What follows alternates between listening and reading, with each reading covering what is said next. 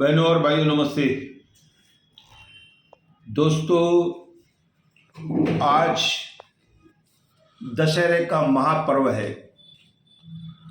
भगवान श्री रामचंद्र जी ने रावण पर विजय पाई थी। उसके बाद आज माता जी का विसर्जन होगा। जिन लोगों ने माता जी रखी है वह विसर्जन होगा।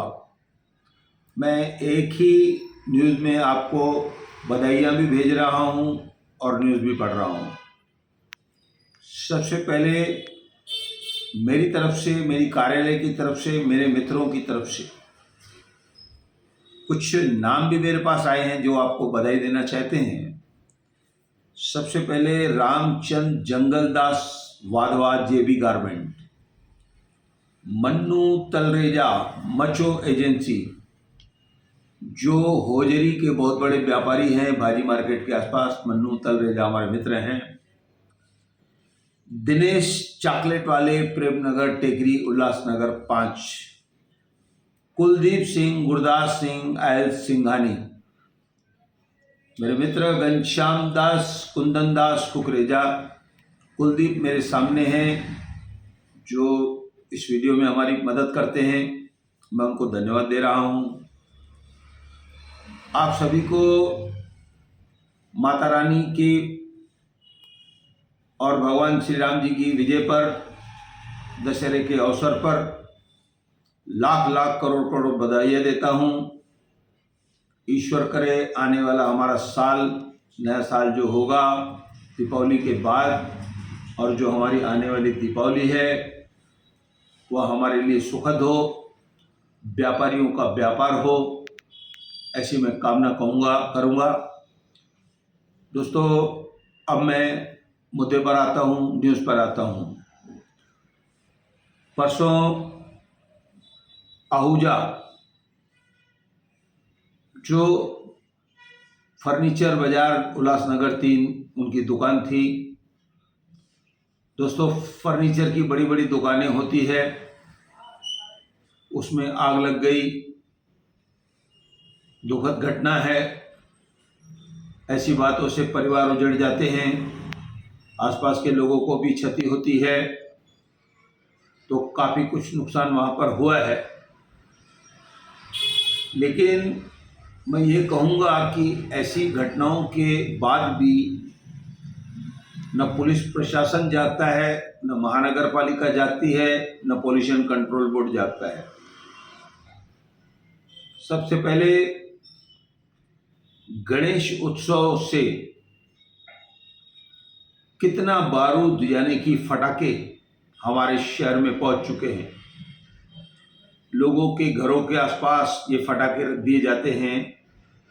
दुकानों में कई गुना ज़्यादा फटाके रख दिए जाते हैं। अगर कुछ हो गया तो बाजार को तकलीफ हो सकती है। भगवान करे ऐसा कभी न हो।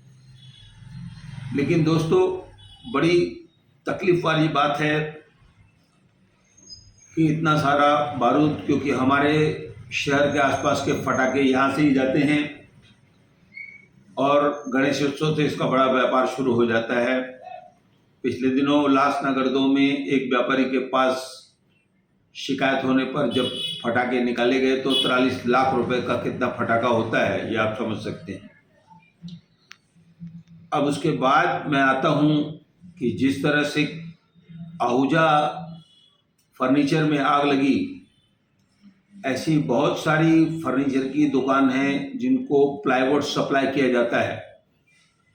मैंने कई बार बताया कि बड़ी बड़ी जो ट्रकें हैं वह बिल्डिंगों के नीचे रख दी जाती है। जैसे कि उदाहरण मैंने अपना बताया था, आज तक वह प्रकरण हल नहीं हुआ। मैंने पूरे विभागों को पत्र लिख डाले।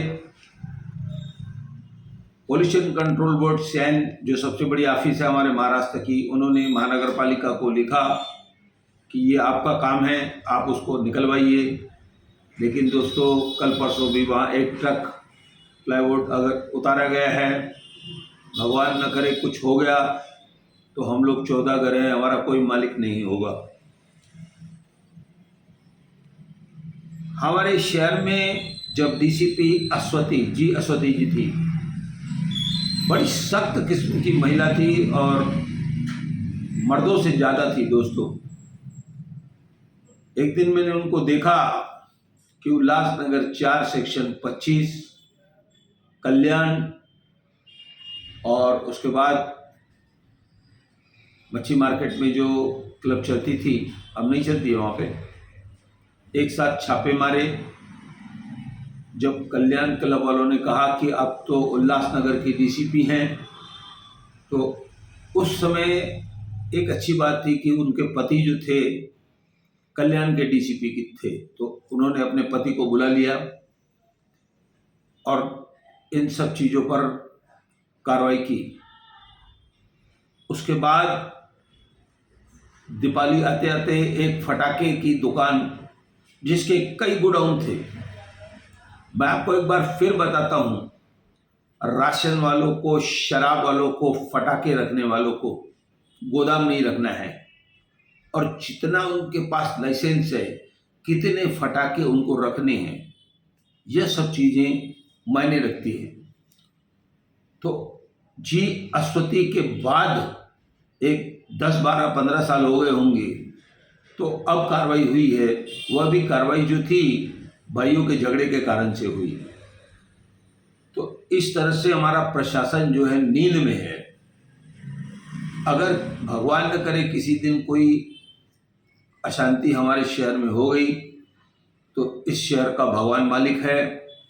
न तो यहाँ पर टाइम पर एम्बुलेंस पहुँचती है, न फायर ब्रिगेड पहुँचती है, जैसे कि मानस बिल्डिंग में बताया गया। तो दोस्तों, कुल मिलाकर मैं आपको निवेदन करता हूँ, आज दशहरे का दिन है कि आप लोग जागृत रहें और आपके आसपास अगर ऐसी कोई घटना होती है तो शासन को जानकारी दीजिए, प्रशासन को जानकारी दीजिए कि हमारे घर के आसपास क्या हो रहा है। ऐसा कहकर मैं धन्यवाद करता हूँ और दशहरे की शुभकामनाएं मैं आपको देता हूँ।